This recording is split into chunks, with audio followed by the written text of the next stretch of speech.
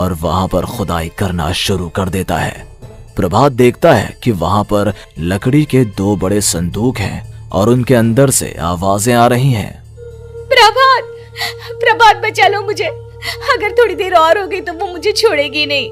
बेटा देखो, मैं इस बक्से के अंदर बंद हूँ, प्लीज मुझे बाहर निकालो, वो बुरी आत्मा किसी भी वक्त मुझे मार डालेगी।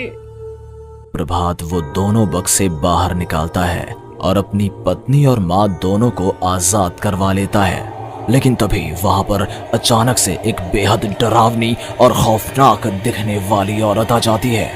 तुझे क्या लगा था इतनी आसानी से अपनी पत्नी और माँ को बचा लेगा? बस 5 मिनट और उसके बाद अमावस का चांद आसमान में आने ही वाला है।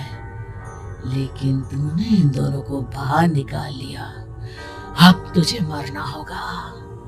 नहीं, मैं जानता हूँ मैं नहीं मरूंगा, और अब आगे क्या करना है ये भी मुझे पता है।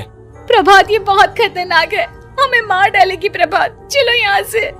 नहीं दुर्गा, अब मुझे अच्छी तरह से पता चल चुका है कि इस बुरी आत्मा से हम कैसे पीछा छुड़वा सकते हैं।